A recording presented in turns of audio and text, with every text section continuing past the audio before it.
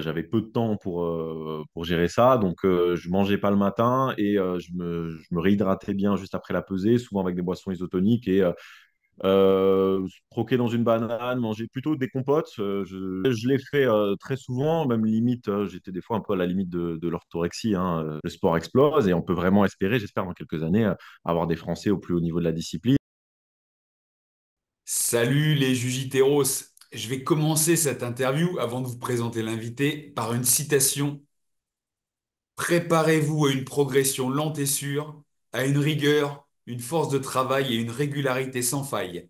Je suis une sangsue, je suis le sparadrap du capitaine Haddock, ce truc qui vous colle à la peau et dont on ne se débarrasse pas. L'auteur de cette citation, Danny Plat, l'invité du jour. Salut Danny. Ah, quel honneur! Salut Gilles.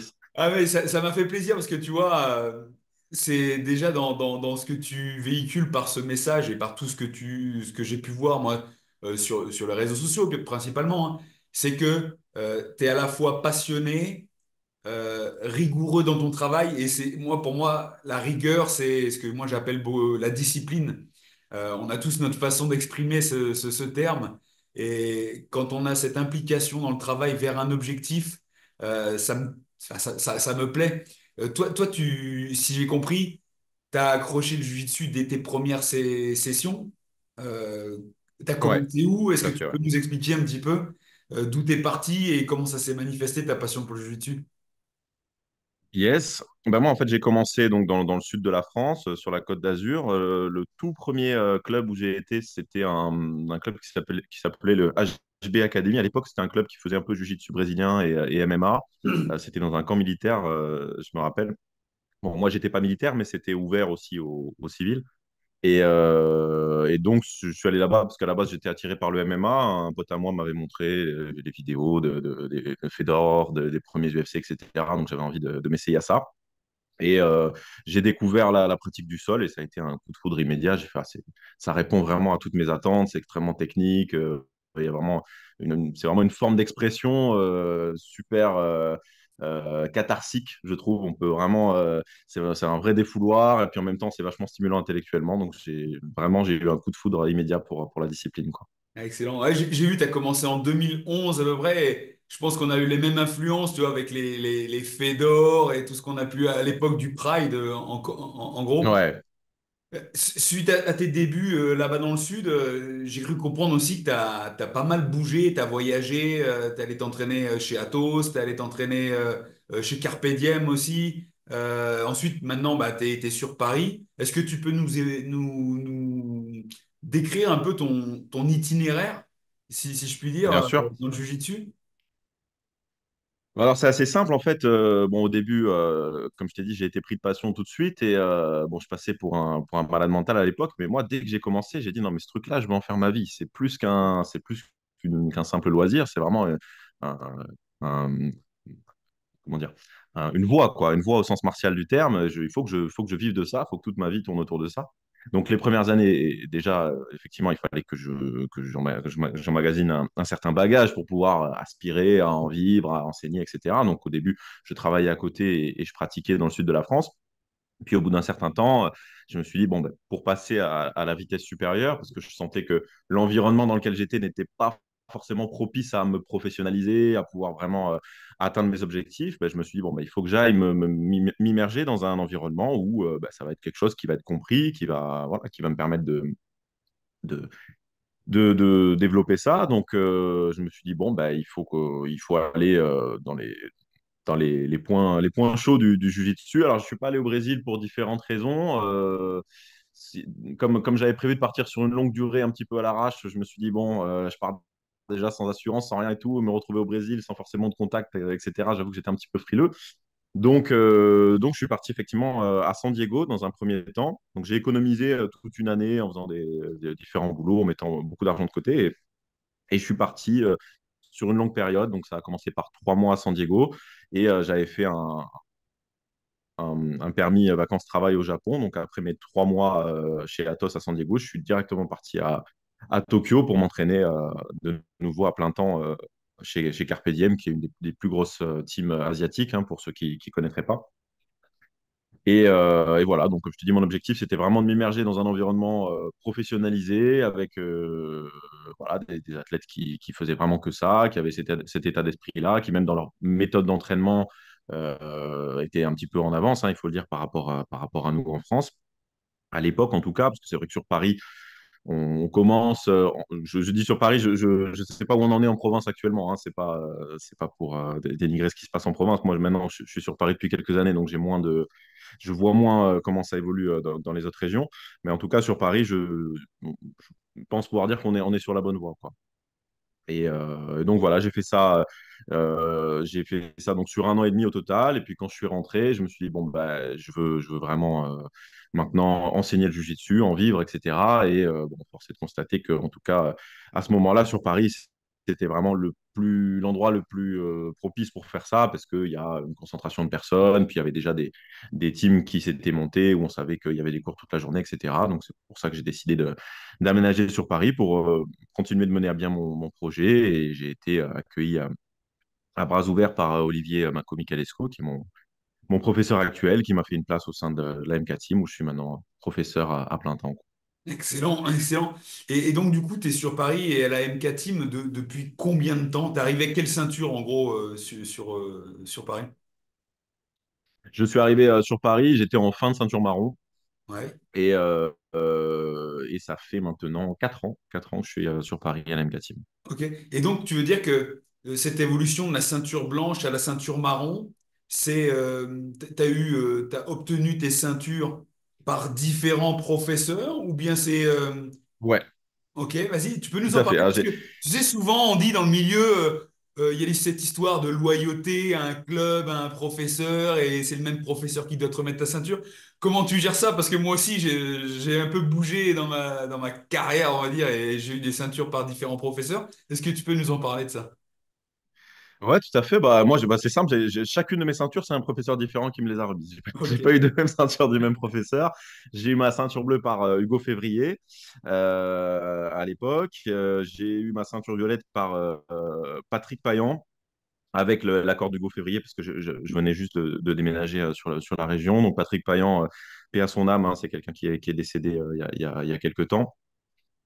Et j'ai reçu donc ma ceinture marron de Yuki Ishikawa, donc, qui est le fondateur de l'équipe Carpe Diem à Tokyo, et ma ceinture noire de Mako, d'Olivier Michalesco à Paris. Moi, j'ai toujours été transparent sur ça depuis le début. J'en rigole hein, de comment dire, de ce phénomène créonche qu'il y a Ouais. dans le JJB. Comment dire, moi, je considère avoir pour devoir d'être transparent, d'être respectueux pour chacun de mes professeurs et tout, etc. Mais dès que je sens qu'on glisse un petit peu vers une forme de sectarisme et tout, ça me convient pas du tout. Donc, restons calmes, c'est une discipline martiale, on a des clubs de sport et tout, etc. Donc, on a le devoir d'être respectueux et même reconnaissant envers nos professeurs en condition que tout se passe bien, évidemment. On n'est pas enchaîné à un club à vie. Voilà, moi, j'ai aucun problème avec ça, surtout que je suis cohérent, parce qu'aujourd'hui, je suis en posture de professeur et je continue de tenir ce discours-là. Si j'ai des élèves qui s'entraînent également ailleurs, qui prennent des grades ailleurs et tout, etc., il n'y a aucun problème. Déjà, on a tous des contraintes professionnelles, des contraintes familiales et tout, etc. Donc, on peut pas tous construire sa vie autour de son club de quartier. Et puis même au-delà de ça, de toute façon, je crois je crois que c'est bon de diversifier ses sources d'enseignement, tout prendre. De toute façon, on le fait déjà pour la plupart d'entre nous via Internet, etc. Puisque aujourd'hui, hein, on sait très bien que le savoir, c'est pas uniquement notre professeur qui nous le délivre, et on a des sources d'apprentissage multiples avec les réseaux sociaux, Internet et tout, etc. Donc, bon, voilà, pour moi, il n'y a vraiment aucun problème à partir du moment où c'est fait avec respect, où c'est pas je viens là et puis du jour au lendemain, je disparais sans crier gare et je vais m'entraîner ailleurs et tout, etc. Il faut mettre les formes, hein, évidemment, il faut rester respectueux, mais il n'y a aucun problème à s'entraîner dans plusieurs clubs et à recevoir ces ceintures de différents professeurs, quoi. Ah, complètement d'accord, complètement d'accord. Mais je voudrais revenir justement sur cette période où tu as beaucoup bougé et on comprend que dès le début, tu as accroché, que tu avais cette volonté de vivre du jujitsu. Euh, on sait aussi qu'au-delà de l'apprentissage technique par les cours, ben, on sait qu'on progresse beaucoup par les compétitions. Est-ce que toi, tu as fait de la compétition dès le début? Et est-ce que quand tu étais par exemple à San Diego, au Japon et dans tes voyages, tu as pratiqué beaucoup en compétition? Ouais, ouais, ouais, la compétition, moi, ça a toujours été quelque chose qui a été central dans ma pratique. J'ai fait ma première compétition au bout de 6 mois de pratique. Et puis, j'ai jamais arrêté d'en faire, hein. Bon, j'ai eu des périodes où j'en ai fait plus ou moins. La saison dernière, j'en ai fait vraiment beaucoup. J'étais à peu près à une compétition par mois sur la saison, donc j'ai dû en faire 9 ou 10 sur la saison. Il y a des saisons où j'en ai fait un peu plus, un peu moins. D'ailleurs, c'est pas toujours le bon plan. Je pense qu'au début de sa pratique, si on vraiment on a ses objectifs de compétition, ça peut être bien sur une période donnée, sur une, deux, trois saisons, de vraiment enchaîner beaucoup de compétitions. Je dirais aux alentours de la ceinture bleue, par exemple, pour vraiment emmagasiner beaucoup d'expérience. Après, là, je parle, c'est vraiment mon expérience personnelle, hein. Sans doute que des gens le ressentent très différemment, mais là, moi, par exemple, la saison dernière, le bilan que j'en fais, c'est que j'ai fait trop de compétitions. J'ai fini la saison complètement HS parce que tu emmagasines au-delà de la fatigue physique, tu emmagasines aussi beaucoup de fatigue psychologique, émotionnelle et tout, etc. Et tu arrives en fin de saison, tu peux vraiment être. Ça peut devenir contre-productif. Et moi, j'ai bien démarré ma saison. J'ai senti qu'à un moment donné, j'ai commencé à avoir une perte de vitesse dans la saison. J'enchaînais un petit peu les contre-performances. Il y a eu une compétition où ça allait un peu mieux. Et puis la fin de saison, j'ai fini complètement sur les rotules. Donc, c'est une parenthèse, mais pour dire que bon, voilà, c'est différent pour chacun. Et le mieux est parfois l'ennemi du bien. Mais pour en revenir à ta question, oui, la compétition, moi, ça a toujours été central. J'en ai fait tout au long de mon parcours. J'en ai fait. Alors, à San Diego, non, je ne crois pas que j'avais fait de compétition, mais parce qu'il n'y avait pas vraiment de compétition intéressante sur la période où j'étais à ce moment-là.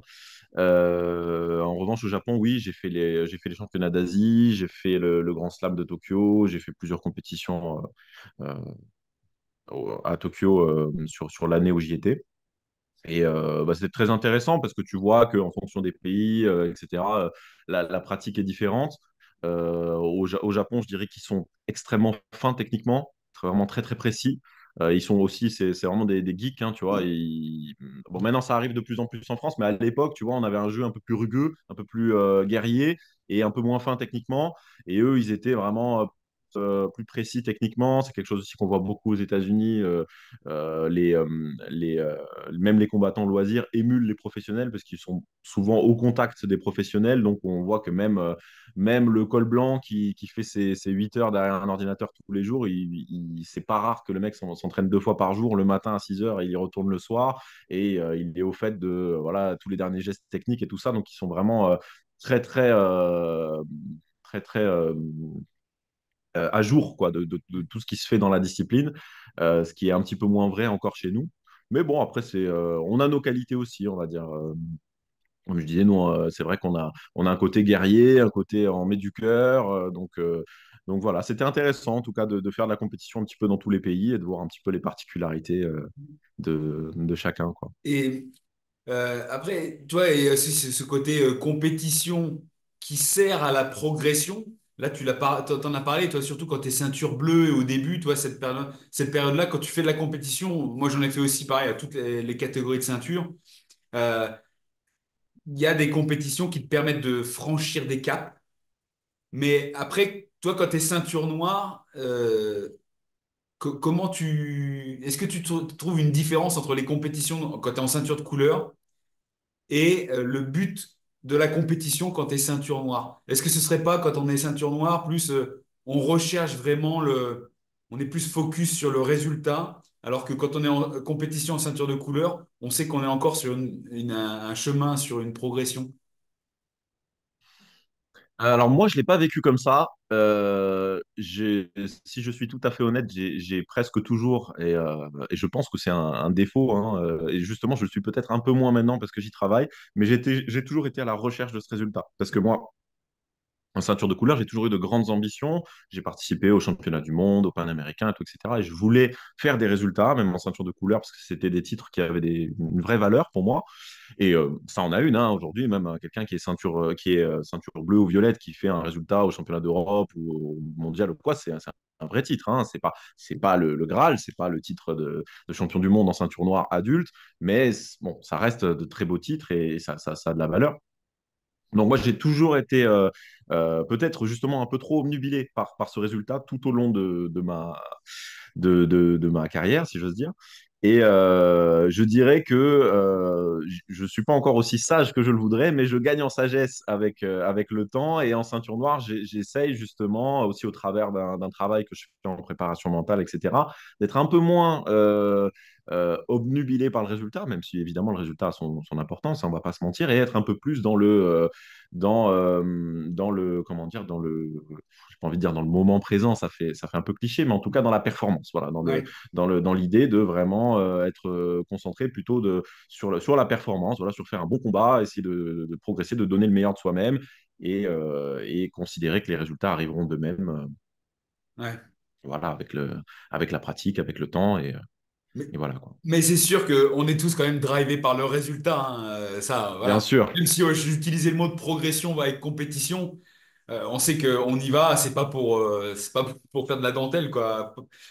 Parce que ben, c'est comme tout, tu as la compétition, tu as le déplacement, tu as les coûts, tu as tout ce que tu as mis en place, l'investissement personnel, les semaines et mois précédant cette compétition. Donc forcément, tu as envie de concrétiser le tout par un résultat, c'est toujours beau. Et je voulais te poser une question aussi. Toi, tu l'as vécu aussi, cette évolution du jiu-jitsu en France et dans le monde, parce que ça a connu un boom là sur les 10 dernières années, c'est phénoménal. Moi, j'ai fait par exemple, tu vois, les championnats d'Europe en 2012 et 2014. Et toi, j'étais ceinture blanche et ceinture bleue, hein. Et à chaque fois, je suis monté sur le podium, mais je m'entraînais 3 fois par semaine, tu vois. Maintenant, Ouais. quand tu es sur un podium blanche ou bleue euh, aux Europes, on sait tous les deux que maintenant, les gars, ils passent des heures sur le tatami. Qu'est-ce que Ouais, tu ouais, ouais. penses? Toi qui as vécu ça vraiment, comme tu t'es beaucoup plus entraîné beaucoup plus que moi et que tu as vécu dans des lieux où ça s'entraînait beaucoup, comment t'as vu cette différence, toi? Ah, je suis tout à fait d'accord avec toi, hein, sur le constat, hein. J'ai vraiment le niveau explose et continue d'augmenter d'année en année parce que bon, l'air de rien, on est quand même une discipline qui est encore assez jeune, hein.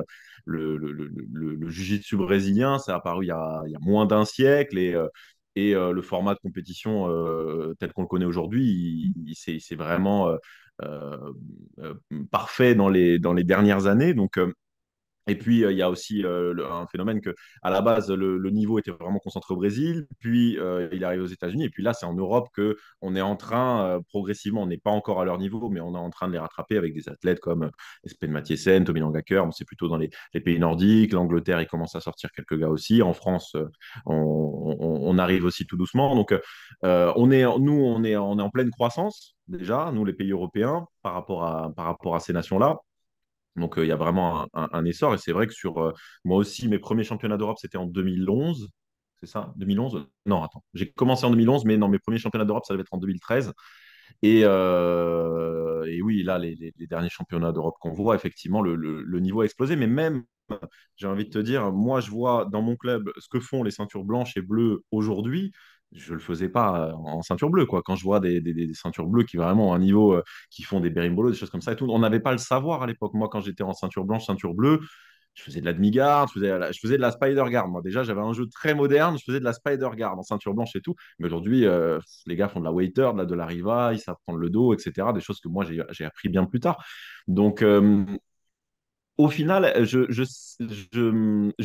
pense qu'ils apprennent. Tu sais, je ne sais plus de qui est cette citation. Nous sommes des nains perchés sur les épaules de géants. Et c'est vraiment ça que je vois avec les nouvelles générations. C'est qu'en fait, ils bénéficient de tout le savoir que nous, on a emmagasiné et qu'on leur délivre aujourd'hui sur un plateau, sans forcément toujours se rendre compte de la valeur que ça a. Moi, c'est ça. Des fois, maintenant, je me sens un petit peu boomer parce que je me dis, putain, mais les gars, moi, à l'époque, j'aurais rêvé d'avoir ça.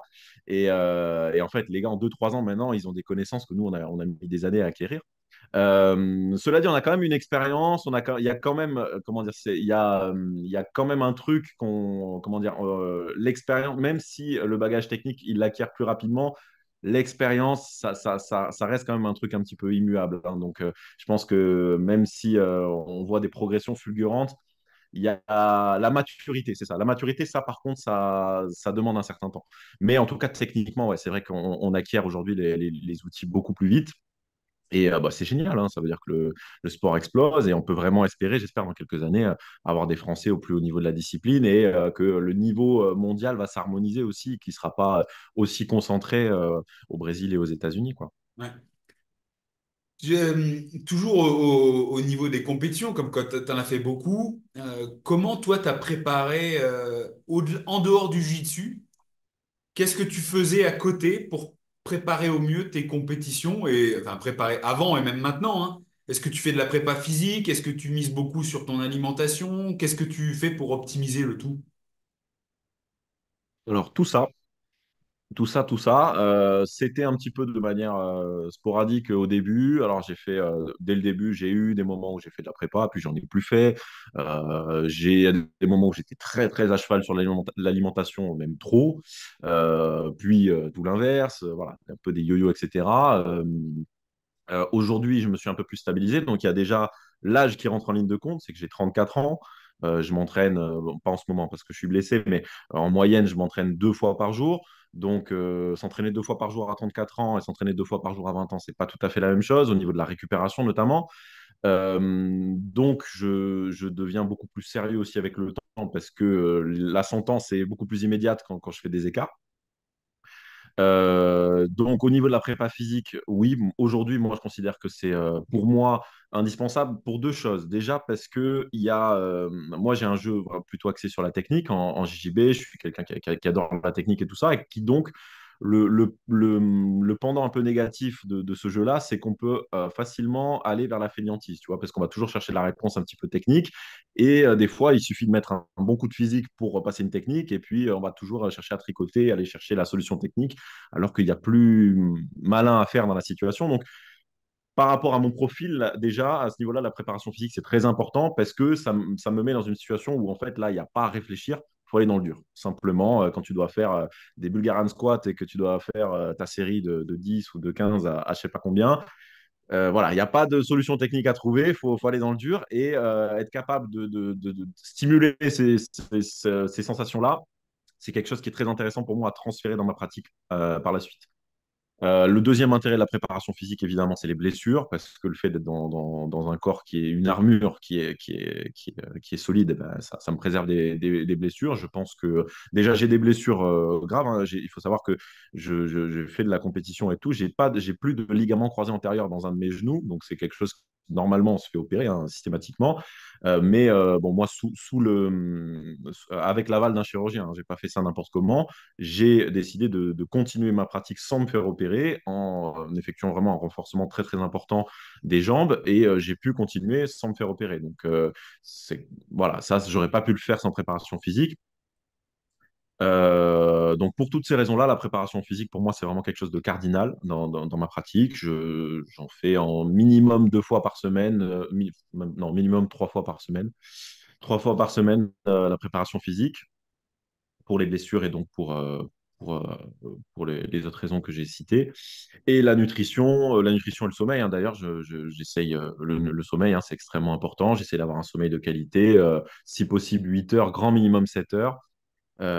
Toutes les nuits et je fais très très attention à ce que je mange donc euh, au moins les bases déjà les macronutriments protéines glucides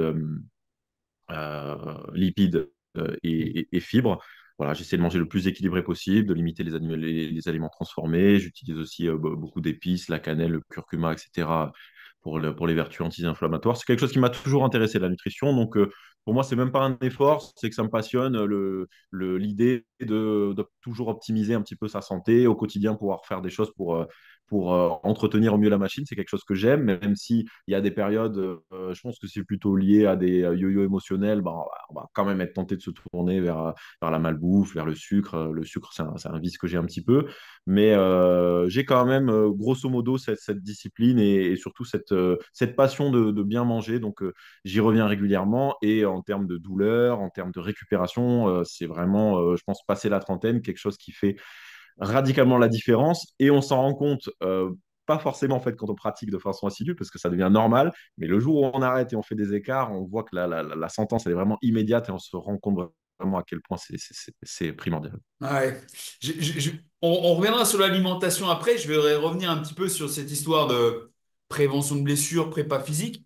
Euh, Toi, déjà, qu'on remette les choses dans son contexte, euh, tu dirais que tu pratiques le jiu-jitsu brésilien à quel volume horaire de manière hebdomadaire actuellement et même dans ta progression, de combien d'heures d'entraînement t'es passé, on va dire d'année en année, si tu as commencé à 1 ou 2 heures par semaine et puis que maintenant tu es à 10 heures, je sais pas. Bah. Alors dès le début, pour un loisir, j'étais déjà à 3-4 entraînements par semaine, donc ça devait être des entraînements d'1h30 je pense à l'époque. Donc dès la première année, j'étais déjà à peu près 6 heures d'entraînement hebdomadaire. Puis je suis passé assez rapidement, deuxième année, à 5 entraînements. 5 entraînements d'1 heure, ça nous fait à peu près 7-8 heures d'entraînement par semaine.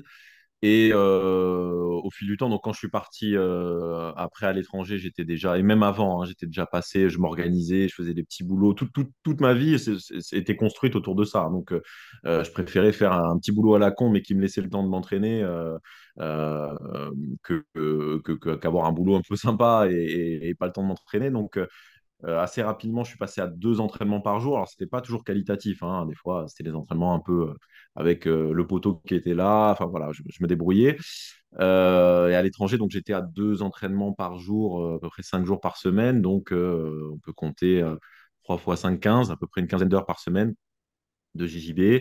Et bah, aujourd'hui, bon, pas là tout de suite parce que je suis blessé, mais pour le JJB, on doit tourner autour de 15 heures aussi. Ouais, 15 heures d'entraînement hebdomadaire, plus de la prépa. Donc, je dois être à ouais, entre 15 et 20 heures de sport par semaine. Ouais, voilà, ça va être ma question. C'est justement la prépa, en plus de ces heures d'entraînement de jiu-jitsu, le volume que ça te prenait. Donc, tu dirais, en gros, c'est entre 3 et 5 heures de prépa.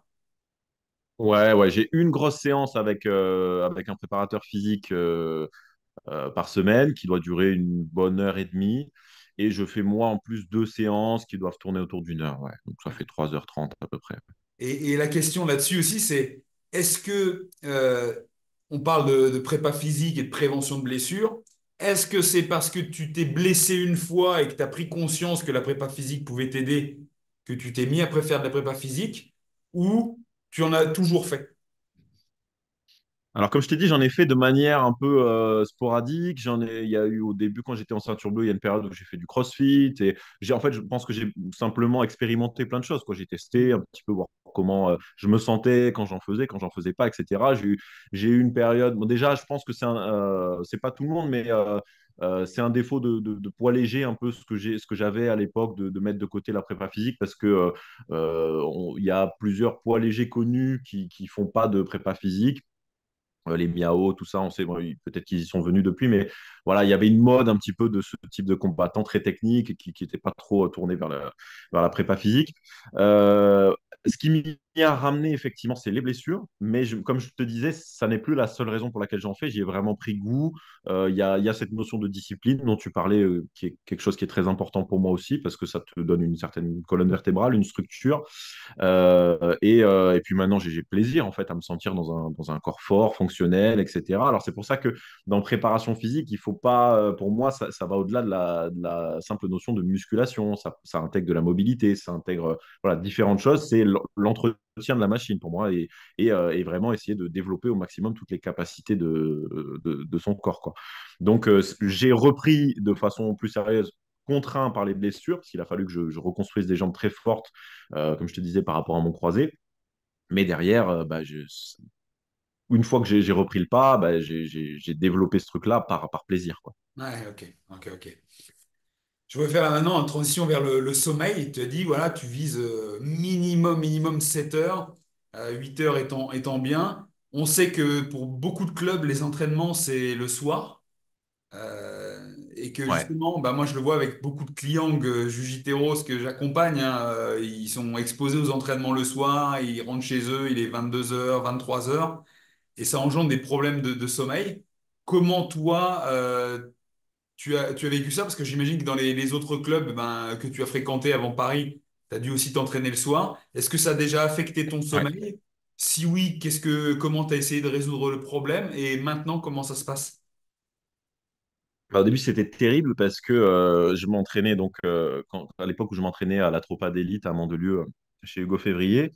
Je me levais très tôt le matin. J'avais 1 heure de route pour aller travailler et je restais après le travail que je devais finir vers 17-18 heures. L'entraînement avait lieu vers 20 heures, 21 heures. On finissait à 22h30, un truc comme ça. Je rentrais chez moi minuit. Je mangeais et donc je devais me coucher vers 1 heure du matin, même passé, et je me levais à 5h45, un truc comme ça. Donc j'avais des nuits atroces.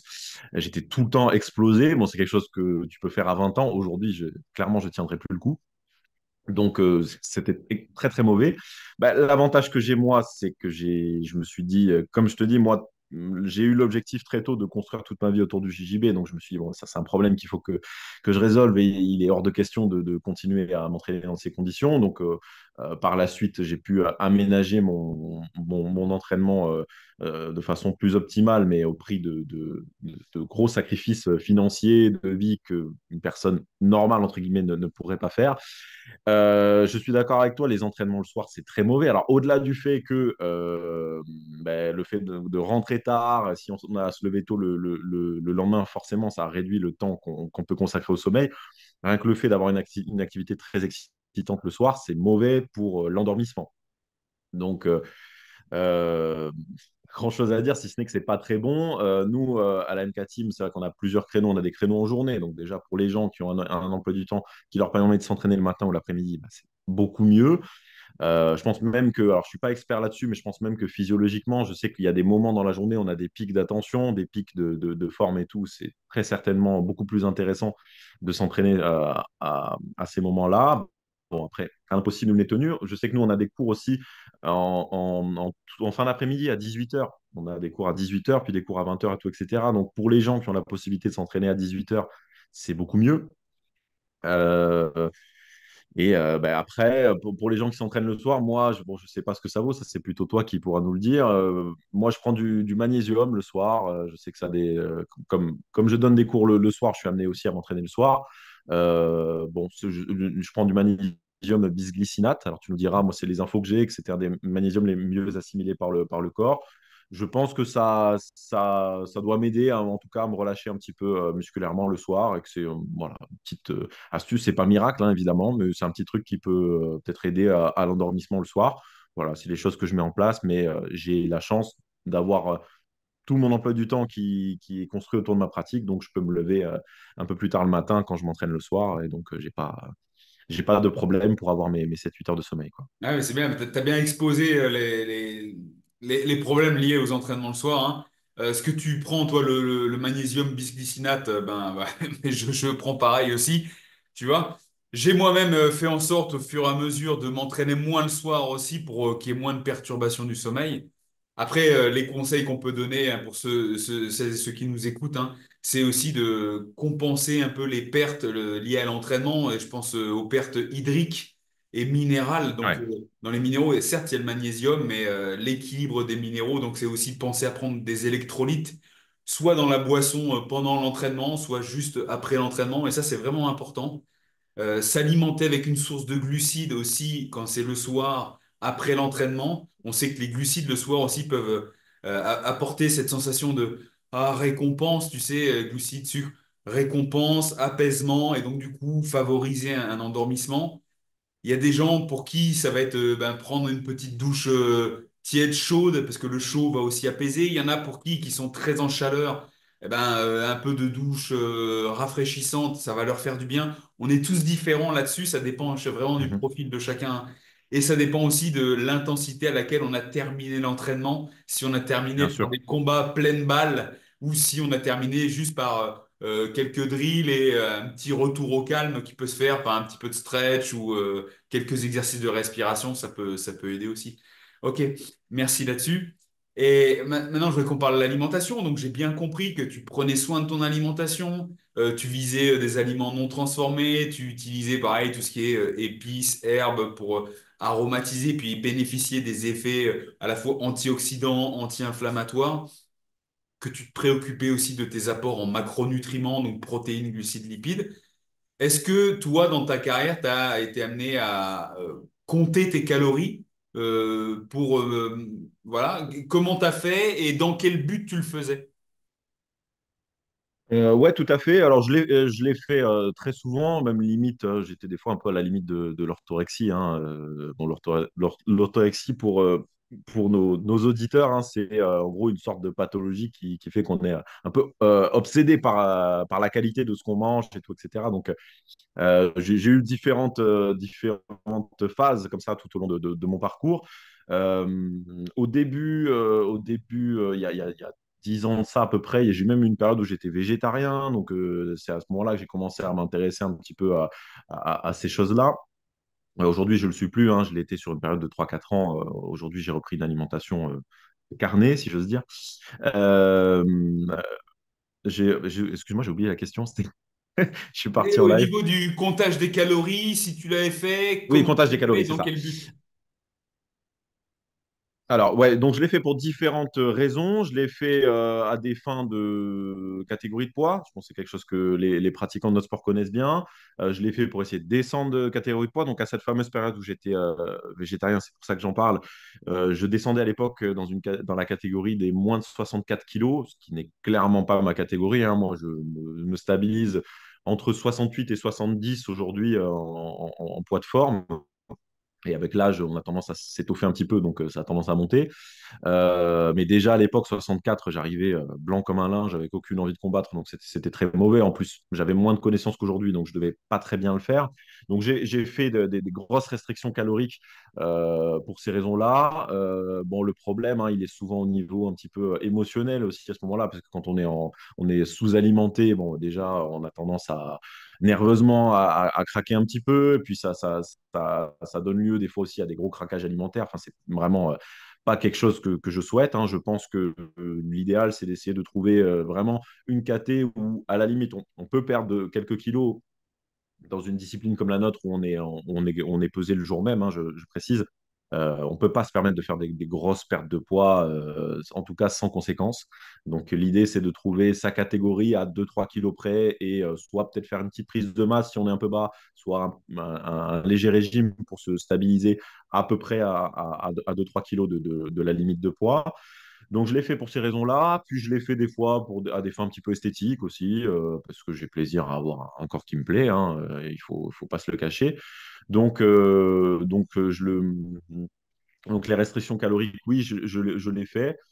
Euh, je continue de le faire. Je pense là, par exemple, ben, ça tombe bien parce que je suis blessé. Donc, je suis passé à une dépense calorique très intense tout au long de la journée à une dépense calorique très faible. Donc, automatiquement, déjà, pour pas, à des fins, j'ai envie de dire, de bien-être, j'ai pas envie de me transformer en gros lard pendant ma blessure parce que je sais que ça va affecter mon humeur, ça va affecter mon moral, ça va pas arranger mes affaires. Donc, je me dis, je préfère faire un effort, une petite restriction calorique en plus du fait de bien manger pour favoriser la récupération et tout ça. Bah, voilà, essayer de manger beaucoup de protéines pour entretenir la masse musculaire, baisser mes calories pour éviter de prendre du gras et tout, etc. Et pas avoir à faire un gros travail ensuite de remise en forme quand je serai remis. Donc voilà, ça peut être aussi une des raisons pour lesquelles je vais faire un déficit calorique. Et voilà, hein, principalement perte de poids, esthétique et blessure. Ouais, je vais être amené à faire des restrictions caloriques. Ouais. Ouais. Et donc, tu te sers d'une appli pour compter tes calories ou c'est vraiment avec ton expérience, maintenant, tu arrives à identifier les portions que tu consommes? C'est ça, je l'ai fait avec une appli pour me donner les repères à la base. Et puis aujourd'hui, c'est vrai que je le fais plutôt à l'œil, comme j'ai l'habitude. Voilà, grosso modo, je sais que je vais manger telle portion de riz, ça va être à peu près 300 cales. Je vais manger voilà, 100 grammes de poulet, ça va être tant de protéines, etc. Donc j'ai des ordres d'idées et je sais que ça va être une fourchette parce que justement, il y a eu des moments où j'étais vraiment sur mon appli et tout. Même ma femme me disait, bon, t'abuses un peu, quoi. Et puis, bon, maintenant, je me dis, alors, sauf si j'avais vraiment une perte de poids très précise à faire pour être dans une catégorie, mais même pas, puisque bon, je sais que voilà, je vais être à 300 grammes près, à peu près au poids où je veux. Et je connais bien mon corps avec les années. Donc voilà, je sais à la fin de la journée, grosso modo, à 200-300 calories près, quel montant de calories j'ai emmagasiné. Je pense que c'est assez sain. Outre, comme je dis, peut-être quand on a un objectif très précis, parce qu'on fixe un objectif personnel pour être très sec, par exemple, ou parce qu'on veut être dans une catégorie de poids très précise. Le reste du temps, je pense que à savoir à peu près à 200 calories près quel est le montant, le total calorique qu'on a sur la journée, c'est suffisant, quoi. Ouais.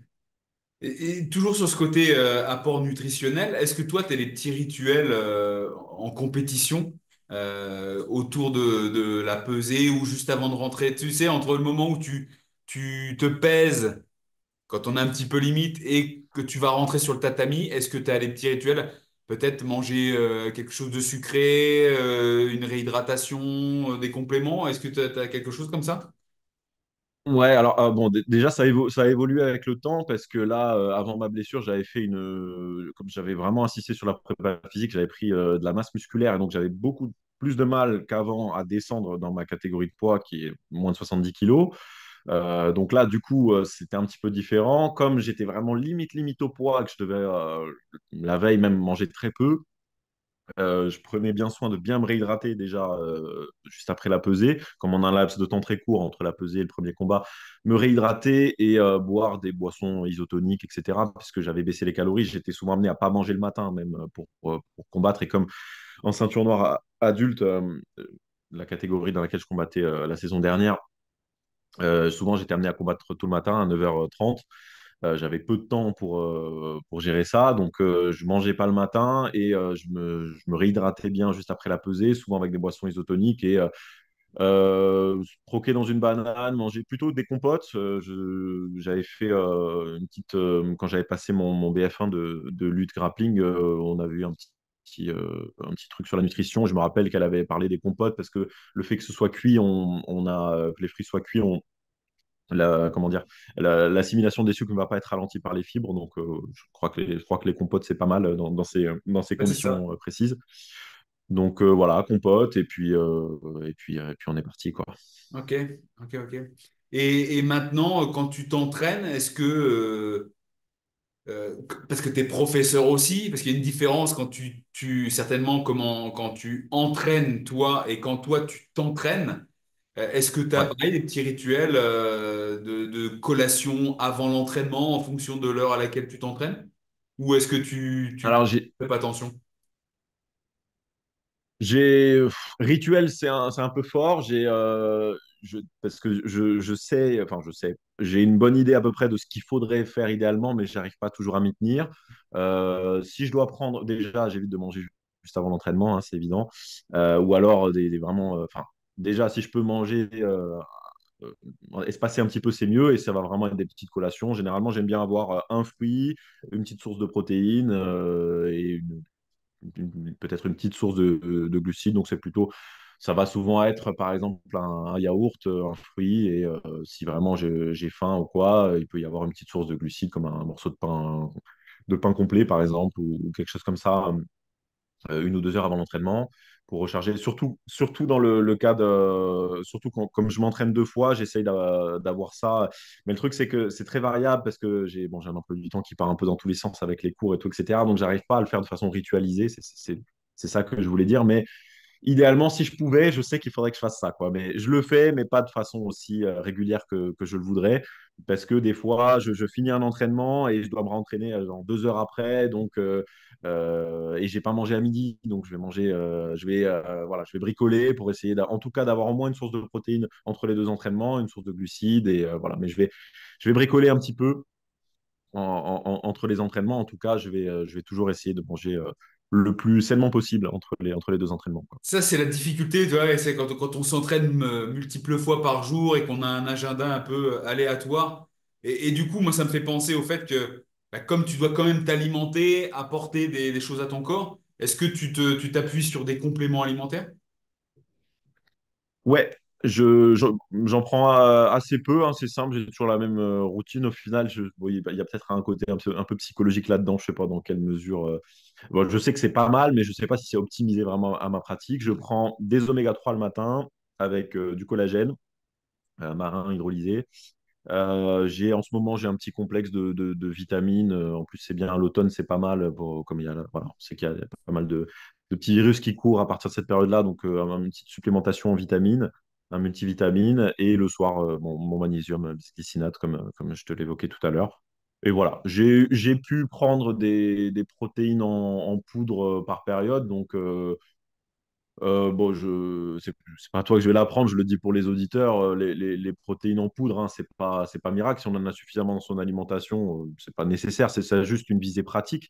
Donc, moi, j'ai pu en prendre à des fins pratiques à une époque, mais bon, je le fais plus déjà parce que ça a vite tendance à m'écœurer. Et puis je préfère favoriser des sources de protéines via l'alimentation, voilà, comme j'ai pas trop de problèmes à manger suffisamment protéiné dans mon alimentation, j'en prends plus.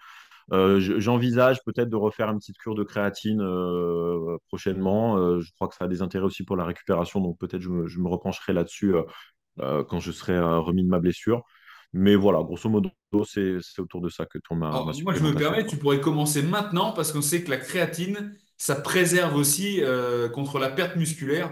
Et comme des fois, quand on Ouais, arrête de s'entraîner, ben, on a tendance à perdre, avoir une fonte musculaire, ben, ça, on peut contrer ça. Parce que moi aussi, j'ai déjà été blessé quelques fois au genou avec opération et autres. Et pendant ma phase de récupération, j'avais continué de prendre la créatine. Alors, bien évidemment, je continue un peu de muscu à côté parce qu'on sait que même si tu immobilises, enfin immobilises, si tu t'entraînes pas forcément les jambes, l'entraînement même de musculation sur le haut du corps va générer une production hormonale qui va favoriser la rétention bien sûr. musculaire partout. Donc ça, c'est un fait. Euh, Dany, j'aimerais qu'on parle de toi en tant que professeur et ce que tu véhicules comme message à tes élèves. Certes, il y a le bagage technique, mais tout ce dont on vient de parler, qui est autour du jiu-jitsu, comme dirait Rickson Gracie, le jiu-jitsu invisible, tu vois, tout ce qui est prépa Mm. physique, alimentation, sommeil, est-ce que tu en parles avec eux? Est-ce qu'eux te posent des questions? C'est ce que c'est quelque chose, moi, dans mon évolution, jamais les profs n'en ont parlé, tu vois. C'était toujours, si tu étais une semaine avant la compète, les gars, ils te disaient, bah, arrête, t'es pas au poids, bah, arrête de manger, quoi, tu vois. C'est le seul truc que tu avais Ah ouais. comme conseil et c'était vas-y, à fond, à fond, à fond. Je parle ça pour le début de ma pratique. Comment toi tu gères ça? Alors, j'en parle pas spontanément. C'est difficile dans le contexte d'un cours. Bon, il faut savoir aussi, pour situer un peu le contexte de la MK Team, donc on a plusieurs cours par jour, trois, 3 à 4 cours par jour. C'est souvent des cours, il y a beaucoup de monde, hein. Il peut y avoir jusqu'à 60 personnes sur le tapis là, mercredi dernier. Bon, c'est pas tout le temps comme ça, mais en tout cas, il y a beaucoup de monde. Donc, j'ai été dans des petits clubs de province où euh, bon, c'est plus facile quand on est 8, 10, 15, 20 d'avoir, comment dire, c'est toujours les mêmes personnes. Donc, bon, il y a des choses qu'on peut faire dans ce contexte-là qui sont plus difficiles à mettre en place dans le contexte d'un gros club parisien où il y a voilà, un brassage de plein de personnes. Donc, sur les créneaux qui sont quand même assez structurés, échauffement et tout, etc., je délivre pas de messages comme ça à la communauté, j'ai envie de dire. J'essaye déjà de le véhiculer au travers de moi, mon hygiène de vie, des différentes occasions que j'ai de m'exprimer sur des podcasts, des choses comme ça, puisque mes élèves écoutent ça et tout, etc. Donc après, ils viennent souvent me poser des questions et tout, etc. Donc c'est plus en tête à tête quand j'ai des élèves qui viennent m'en parler que je donne ma vision des choses. Euh, Je parle bien sûr de tout ça hein, quand on vient me poser les questions. Dans le cas des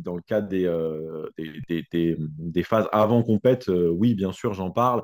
Après, c'est quelque chose, c'est difficile, comment dire, il y a vraiment, pour moi, je vais pouvoir prodiguer quelques conseils, mais il y a un devoir, j'ai envie de dire, de la part du pratiquant de s'y intéresser un minimum. Parce que il faut comprendre ce qu'on fait. Alors moi, c'est quelque chose qui est naturel chez moi quand un sujet me passionne, hein, puisque sur un sujet, je sais pas, je prends l'exemple de la mécanique, je suis une barrelle, c'est catastrophique. Mais en tout cas, quand un sujet me passionne, naturellement, je vais avoir envie d'en savoir plus et de comprendre ce que je fais. Je ne vais pas savoir me contenter d'un programme alimentaire si je ne comprends pas les tenants, les aboutissants. Si on me dit prends ça, prends ça, prends ça, mais que je ne sais pas pourquoi, quel en est l'intérêt, pour moi, c'est inconcevable. Et je pense que c'est vraiment un minimum à avoir en tant que pratiquant si on s'implique un tout petit peu dans la compétition et dans sa pratique, sans forcément avoir de. Moi, j'ai aucun diplôme de nutrition ni rien, mais d'avoir des connaissances personnelles et de comprendre ce qu'on fait à minima pour soi. On n'est pas obligé de connaître voilà, toute la discipline, comme je le disais. Mais j'encourage en tout cas mes élèves, je leur donne des petites indications, mais pour reprendre le proverbe, je préfère les inviter à apprendre à pêcher plutôt que de leur donner un poisson. Donc je cherche plutôt montrer l'exemple dans ce domaine-là. Voilà. Et comme je te disais, à inviter les gens vraiment à creuser ces domaines-là parce que c'est très très important. Alors via des professionnels comme toi, moi-même, hein, même si je m'y suis intéressé depuis bientôt 15 ans maintenant, j'ai consulté une nutritionniste, etc. Je cherche toujours à élargir mes connaissances. J'ai investi là-dedans du temps, de l'argent, de l'énergie, parce que je pense vraiment que c'est fondamental. Et même au-delà d'ailleurs hein, de la pratique sportive, bon, c'est quelque chose qui est encore plus vrai pour nous les sportifs, mais c'est quelque chose, c'est vraiment important dans la vie, pour la santé. Au-delà de ça, c'est voilà, pour les blessures, les maladies et tout, etc. Pour moi, c'est vraiment quelque chose, on a tout à y gagner. Et c'est malheureusement un défaut qu'on a tous, les êtres humains, d'attendre bien souvent d'être dans un état catastrophique pour s'intéresser à un sujet. Mais voilà, si on met en place toutes ces choses-là en amont, ben, on se préserve de beaucoup de préjudices à venir en termes de blessures, de problèmes de santé et tout, etc. Donc, c'est vraiment une hygiène de vie qui est, pour reprendre l'expression que je donnais au début de podcast par rapport à ma vision du JB, pour moi, c'est vraiment une voie, quoi, hein. Ça va au-delà d'un métier. Voilà, c'est une façon de vivre et que je recommande à tout le monde, quoi. Et ouais, c'est bien. Mais tout ce que tu dis, toi, depuis le début, ça me plaît parce que toi, on parle discipline, tu parles de montrer l'exemple. L'exemplarité, pour moi, c'est quelque chose d'essentiel. Et par ça, on invite les gens à prendre leurs responsabilités. C'est vraiment, ça me plaît vraiment comme message. Dany, pour terminer, j'aimerais savoir, toi, maintenant, à 34 ans, ceinture noire, c'est quoi la suite pour toi? Maintenant et dans les prochaines années? La suite, c'est pour l'instant continuer la compétition. Bon, j'ai décidé là, cette saison, quand je serai remis de ma blessure, de combattre en master. Voilà, j'avais cet objectif de combattre au plus haut niveau. J'ai pu faire des compétitions ceinture noire adulte. J'ai même réussi à en gagner une. Donc, voilà, c'est une petite case que j'ai cochée dans ma checklist. Voilà, j'ai fait les championnats panaméricains et Europe et tout ça en ceinture noire adulte. C'était un rêve que j'avais quand j'ai commencé. Je suis content voilà, de l'avoir concrétisé. Maintenant, bon, voilà, j'ai 34 ans. Je ne suis pas dopé. C'est quelque chose qu'il faut dire parce que dans ces catégories-là, même en master d'ailleurs, mais en ceinture noire adulte, le dopage est légion. Donc voilà, c'est un paramètre qu'on ne peut pas ignorer. Donc à 34 ans, naturel, voilà, on a des limites, clairement. Donc j'ai coché ma case. Et maintenant, je vais revenir sur le circuit master pour peut-être un peu plus m'amuser et avoir voilà, d'autres objectifs peut-être un peu plus à m'apporter. Donc, je compte voilà, continuer la compétition en master où il y a de très beaux titres à aller chercher, hein. Ça reste du haut niveau et voilà, il y a vraiment de belles choses à faire. Donc, continuer tant que je m'en sens la forme et l'énergie à essayer d'aller grappiller les plus beaux titres en ceinture noire master. À titre plus général, peut-être développer un petit peu l'entrepreneuriat. Alors, je pars un petit peu dans tous les sens. Moi, j'aime la pédagogie, j'adore ça, mais en fait, j'aimerais, je sais qu'il y a déjà beaucoup de contenu et tout ça, donc j'aimerais proposer des choses un petit peu plus originales, comme j'ai des passions à côté, la philosophie. Tout ça, je sais pas. J'essaie de réfléchir à quelque chose que je pourrais apporter à la communauté qui soit un petit peu différent que juste des programmes de technique et tout, où il y en a tant et plus, des formats vidéo c'est très très bien, hein. Moi, je m'en inspire énormément, mais voilà, je réfléchis à voilà, des choses que je pourrais apporter qui pourraient être un peu plus personnelles, un peu plus originales. Donc, voilà, j'ai des projets qui ne sont pas encore vraiment très nets, mais c'est sûr que dans les années à venir, je voudrais développer cet aspect-là pour apporter peut-être justement par rapport à ce dont on parlait, ce côté un peu style de vie, voix, euh, aspect philosophique de la pratique, voilà, amener un contenu qui puisse inspirer les pratiquants dans cette voie-là. Et puis, voilà, continuer à vivre le jujitsu sous tous ses aspects, pas uniquement la compétition, alors la pratique. Et voilà, moi, depuis le début, hein, je me vois vraiment un vieillard, un ceinture noire, 13e dan, sur un tapis, à continuer à apporter quelque chose à, à cette communauté et à chaque fois, à chaque étape de ma vie, en fonction de mes capacités, continuer à apporter quelque chose. Au Jiu-Jitsu, ma petite touche personnelle, quoi, dans la mesure de mes capacités du moment. C'est tout ce que je te souhaite. Et si les auditeurs ou ceux qui regardent la vidéo ont envie de te contacter, le meilleur moyen pour te contacter, c'est quoi? C'est Instagram, hein, sur mon Instagram, Danipla, Billy, voilà, c'est là où je suis le plus réactif Ok. pour tout message. Je mettrai le lien en dessous de la vidéo. Dany, je te remercie beaucoup. Vraiment très, très intéressant. J'espère que tout le monde s'est bien régalé. Les Jujiteros, ben écoutez, si vous avez apprécié cette interview, n'hésitez pas à le dire en commentaire, likez, partagez avec vos partenaires d'entraînement et ceux que ça pourrait inspirer. Je vous dis à la prochaine. Merci Dany. Allez, pour tout le monde. Merci à toi. Alors.